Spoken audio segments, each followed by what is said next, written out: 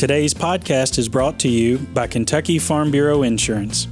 If your property gets damaged by a storm, it's nice to know there's a Kentucky Farm Bureau insurance agent in your hometown who's committed to making things right. Rain or shine, you can count on the great coverage and personal service you expect from Kentucky's insurance company. To request a free quote, find your local KFB insurance agent at mykfbagent.com. Kentucky Farm Bureau, big on commitment. We have Aleta Botts, Project Coordinator of the Kentucky Farmland Transition Initiative, with us on this edition of Farm to Frankfort.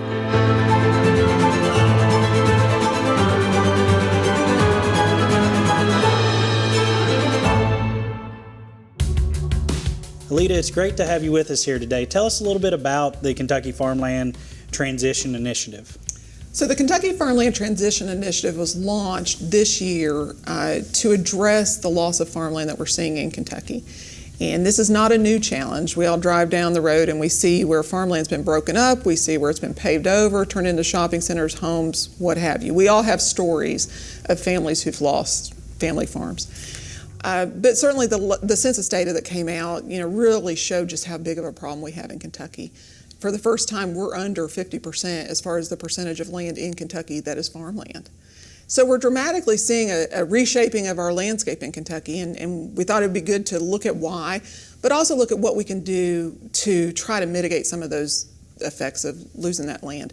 So the initiative is three components. One, we want to make sure that we're providing farmers and landowners with resources that can help them if they want to keep that land in production and in the hands of active farmers. So resources that are workbooks, resources such as how to do different things with your estate. But then the second component is bringing together experts that are already working in that field, attorneys, CPAs, estate planners, our university extension folks who are already working some in that space, and connecting them up both with each other and also with those farmers and landowners who need their expertise, who could really benefit from it. And then finally looking at, all right, if we have this farmland being lost, what is the policy that is either creating obstacles for people to keep their land in production or not creating enough incentive to keep that land in production? And really looking at the policies that we have at the local, state, federal levels to see how policies could be improved. Maybe new policies are needed. Maybe we need to look at existing policy that we don't need anymore. Mm-hmm. And the great thing about the initiative, in my opinion, is that because we're working at people at the ground level with getting them resources, finding out their issues, and we're also working with experts, attorneys, CPAs, estate planners, all of that feeds into what would work at the policy level. That's right. So it reaches both at the ground level and then all the way to the top. Yeah, and so it's something we've talked about for quite a while, really. But kind of why now? Like, why now, Eddie? Did this kind of come to kind of a head this year? Well, so I guess if you talk about the why now is before the first of the year, a new executive committee, we sat down together and talked about what issues are out there that are important to agriculture. What is the thing that we think that is the topic that we need to focus on this year, because you need to be doing something and trying to make a difference. And so we came up with talking about the lost farmland. And so me working with Aleta for the last 9 or 10 years when she was at K-Card, knowing that she had a passion of this. She and I had talked about this for years before now, basically talking about young and beginning farmers, because K-Card worked in this space and still does work in that space. They're one of those partners that we have out there that can work on this. So she and I had talked about this, and I've been passionate about it from a young farmer perspective about keeping young people in agriculture. So we spent the winter talking back and forth, and my timeline was a little bit different than Aleta's at the time. I wanted to push faster. Aleta wanted to slow me down, which is probably a good thing.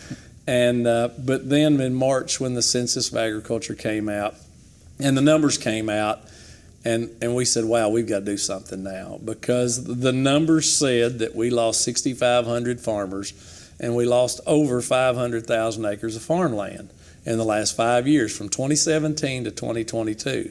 Now, we say that and we go through it, but if you break that down a little bit more, and it kind of means more to me if I break it down, it's 100,000 acres a year. Oh, yeah. But if you break that down, it's 274 acres every day.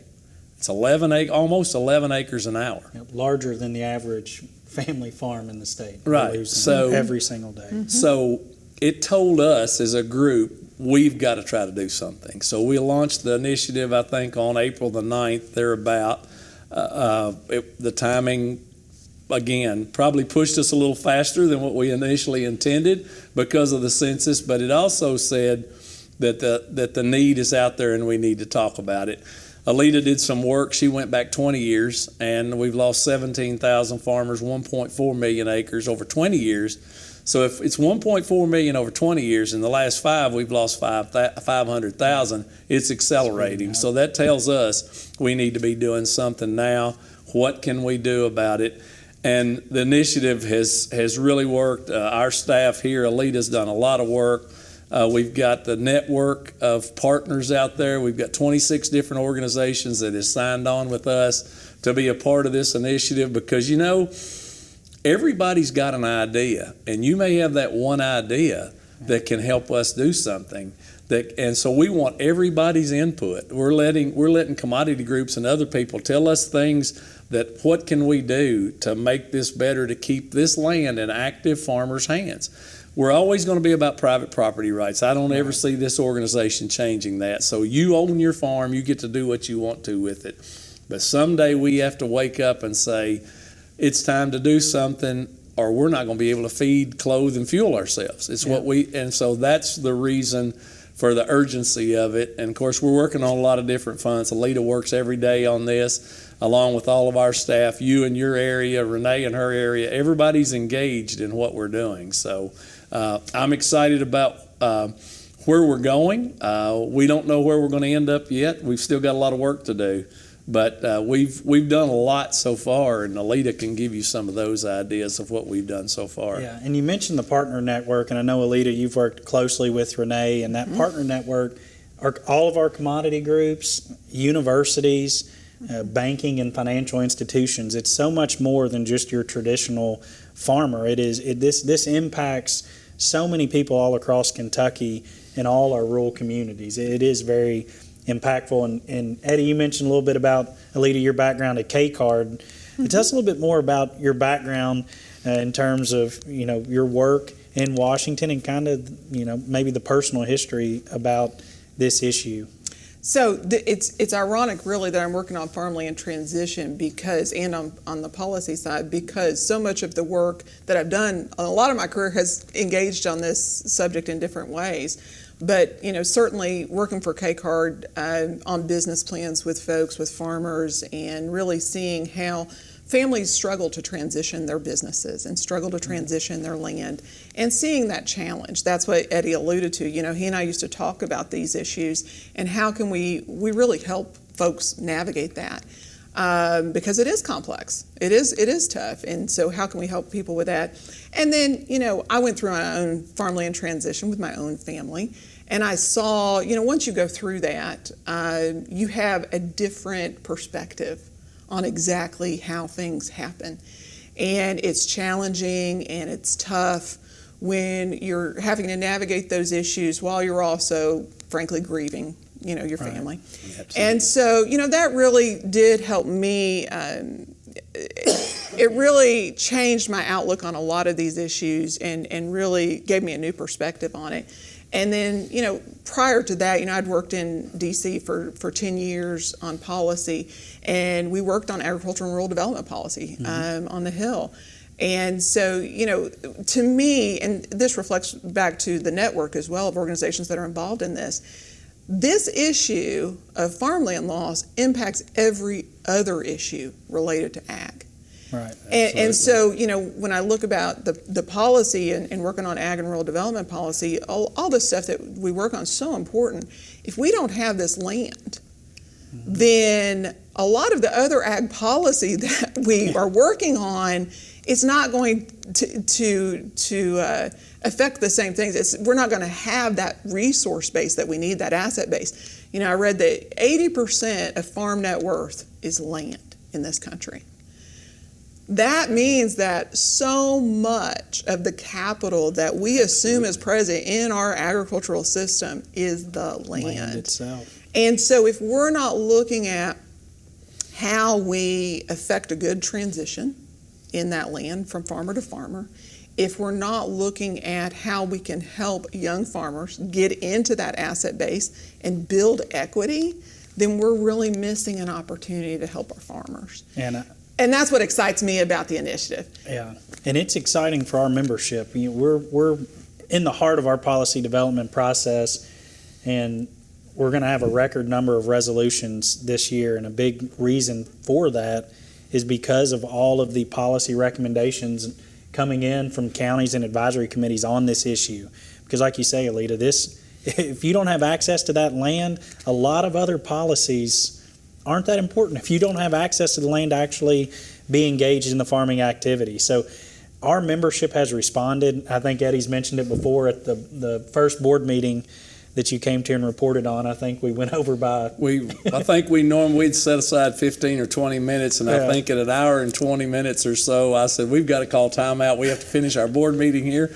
But it shows, and I think it's everywhere we go, that people have shown an interest in this. I think they think it's important. I think that our legislators, whether it's on the state or the federal level, have said, this is probably something that we need to look at. I know you and I have talked to some legislators here on the state level about something that we have here on the policy side of the selling farmer tax credit. And that was done, I think, in 2019 when Senator David Givens brought that in and worked and found a pool of money that we could put in for beginning and young farmers, which at the time, that's what we were. Again, we've been thinking about this back that far. But does that need to be changed? And from my perspective, I think we'll see where our policy takes us. But from my perspective, I think that we need to tweak that, because we do need something for beginning and young farmers, but we also need something for active farmers, because beginning and young farmers can't buy all of this. They'll meet the criteria of an active farmer, so they're still going to be allowed to be in this program. But we'll see where our policy takes us as you and Shane go through our policy development process. I believe it'll be next week probably that y'all come out and work on that. But I think that we'll see where that takes us, but hopefully we'll have some work we can do on the state level. And there's probably more tweaks to that program that need to be made that we'll look at and see what we can do. Yeah, Aleta, I know you've done a lot of research on that issue with other states. Maybe there's 8 states or so? There's at least 10 states that have a tax credit that's some way similar to that. Yeah. And they all vary a little bit. But I have done some research about which states are seeing the most success at seeing that tax credit work to getting land transferred into other active farmers' hands, so that we can look at are there things that we can do in Kentucky that might enhance the use of that credit. What we found out, and we've talked about this, not enough folks know about the fact that credit's available, or they don't know who's eligible, who's not, the value of that credit. So there's a lot of different aspects that we may be able to do to make it work better. And as you know, in the policy side, you're always looking at tweaking to see how do we get closer to the target of what we're trying to do. And if the target is to really give farmers who are trying to access more land a leg up in that transaction, then how can we tweak it to maybe get closer to that point? Yeah, and I'm personally, to get to work with the General Assembly, I'm very thankful that they are passionate about this issue. And like you said, it goes back to 2019, some minor updates in 2020. And I think their goal is the same as ours. And I want to say thank you to the General Assembly for the action they've taken. Look forward to what we come with next session. But I do think our goal is to do everything we can to help young and beginning farmers. But we do have to also maximize the tools they've given us. And they have given us the tools and a pot of money in the form of a tax credit to help preserve this farmland and keep it in active production. And we're not fully utilizing the tools they've given us because we do kind of have a box on just those young and beginning farmers, and maybe they can't access all of it. So opening that up potentially to active farmers, and I think we'll better achieve our goal of ensuring that as much farmland as possible will stay in production agriculture and in farmers' hands. And I think that's the goal of ours, and I do think that's the goal of the General Assembly as well. So I'm looking forward to where our policy process takes us and getting to work next session. Well, and I think it's really important what you said about having more resolutions to consider than, that's great because it means people are thinking about these issues. And I think what's really important too is it's farmers at the root of this challenge because they're the ones looking for land. They're the ones that is the asset base. It's also farmers looking for the solution. Right. And they're the ones providing input. And, I've said many times, it's important to have the farmer's voice in these land conversations. Well, it has to be. It really has to be, or else we're really missing the boat on who needs to be at the table. Yeah, and I think that's the strength of our organization is the grassroots, and I think this issue in particular is going to be as important as any in contacting their legislators directly and letting them know this is a real problem. The fact we are losing 100,000 acres a year, how much a day? Almost 11. Or an hour. I mean, an hour. 11 it's an hour. 274 a day. Yeah, 274 a day. So more than the average size of a farm we're losing every day. In Kentucky alone, I think it's very important that our grassroots members, and I know they are, but it's important they continue to let their legislators know this is an issue and we need a solution for it, and I think that's what we're all working towards. It's just not a state issue either, though, because Aleta and I went to Tennessee and talked to all their state presidents. Had a group. They had a huge room full of people that we went and talked to. They've been working something on the state level. I know North Carolina's doing it. I've talked to Missouri about it. I've talked to Iowa about it. That being a part of American Farm Bureau, you hear it everywhere you go. So one thing and there will probably be something that we can look at on the national level at some point in time too. You know, is there something we can do? Farmers always say that they're land rich and cash poor. That's what every farmer says that in their life at some point. They've got all this land. You said 80%. So what can we do that if they want to transition out of that, what can we do to incentivize them to keep it in an active farmer's hands? How can we do that? Most people, when they want to sell a farm, if you talk to somebody that's ready to retire about selling their farm, well, I'd sell my farm, but I don't want to what, Aleta? Pay those capital gains taxes. Is what everybody says. So is there some way that we can tweak a program and find a program that we can actually help people that if they want to transition that out, if they'll sell it to an active farmer, is there something on a federal level that we can do to try to help them make that easier for them to do that? Again, it's not going to be the one silver bullet that's going to fix everything, but I think we have to come at it from a lot of different angles and do a lot of different things to help us with that. I think that's important on the federal level. When you look at the tax credit on the state level, it's against the income tax at the state level, which it's significantly lower than federal, and it's decreasing, and that's a good thing. But when you look at the potential advantage you would get if you had a similar program, some type of program like that at the federal level against your capital gains or income, you're talking about a much larger advantage that would really make it attractive for selling farmers or selling landowners to look at selling to someone who's going to keep it in active production. And when you think about the fact that at least 10 states have a program at the state level, 20% that we know of have something at the state level, I think it shows that there is real potential to do something at the federal level. And it starts with that grassroots engagement telling members of Congress. If we can bring American Farm Bureau along and all the states come together to do something, I think there's something that we could probably do to really significantly make a difference here and see if there's something that we can do to help people do this. So I get excited about talking about it. I know that most places you go, people are willing to talk to you about it. We've all been there. We've all spoke about it. And you go somewhere, people want to talk to you about it. I know you get it all the time. If you go somewhere to speak, but people want to hang around afterwards and talk to you about it. And I love that. That's right. I love that. Everyone has a story. Based on what they've seen happen with their family, their neighbor's family. I was at a meeting just last week, and I said, how many of you all know of a family situation where the family members don't talk anymore because of something that happened with the farm and the way it passed. And it's a shame. And everybody raises their hand because we all have those stories. We all know, and it just tears you up. It's a sad thing. And so everybody has a story, and there's what's good about it though, and about these conversations is one, it's good that people are having these conversations.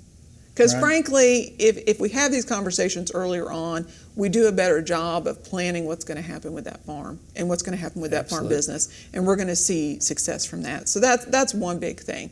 But also, people can learn from each other's stories, and that's what I'm also pleased about this initiative is we're trying to bring to light both some positive and negatives about what people have experienced so that people can learn from those. Right. And I've even talked to attorneys who they are excited about the initiative because they're working with farmers. They're looking for more resources for those farmers.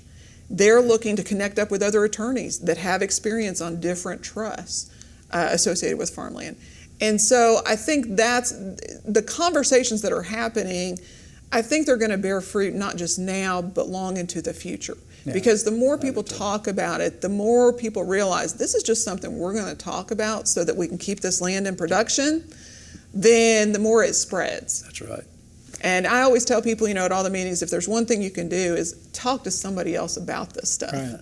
Let them know there's resources available. Right. Yeah, and I think that's an important part of this Kentucky Farmland Transition Initiative is there's not the magic bullet with policy, but there's also not the magic bullet with what works for my family. That's right. Might not work with yours or with yours, Eddie. That's and the initiative isn't trying to say, here's what you need to do. It's really laying out the resources and having just information out there that people just haven't thought about and really helping them to get started in those conversations with their family. And then, like you said, it's their land. They get to do with it what they want, but it's giving them resources to start those conversations because sometimes people don't know what they don't know. And I think that's a big part of this initiative is just putting those resources, frequently asked questions, real life examples, good and bad, I think is such an important piece to this. The hard part about this subject is you're talking about dying and taxes, and that's a lot of things, Aleta, we've talked about this often. People don't want to talk about that. That's hard to talk about. It's not a good dinner conversation. It's not. And when you inject family into it, especially some that want to stay on the farm, some that don't, and what's fair, and you try to figure that out. So that's kind of what we're trying to do here is to help people do that, trying to incentivize ways. So I'm really excited about our annual meeting this year. Renee and Aleta, they're going to have a panel a Thursday morning, I believe at 9 o'clock, maybe a little before 9. I may have my times messed up, but going to talk about it at our annual meeting. It's going to be in the big ballroom where everybody can come in together. And then after the session, we've got a room that Aleta and some of the folks that are on the panel are going to go to, that if somebody wants to have a one-on-one conversation, they're going to be there to do that, because I think people will want to talk to them. And I hope that it makes an opportunity to help people see what we're doing and talk about what they want to do with their farms and see where this takes us and get direction for us for the next year. That's what I hope we do. Well, to me, I'm excited about that because, again, it's operating at the very practical level, which is what do I need to do with my farm? Here's my situation. Who do I need to talk to? Where's there an attorney that can do X, Y, and Z for me, right? It's at that very practical level. To this higher level of, okay, what does that mean from a policy perspective? How can we put in place good policy that then helps people either with these conversations or with their selling decisions or with the taxation or something, so that, again, the end goal being we got more farmland staying in the hands of active farmers.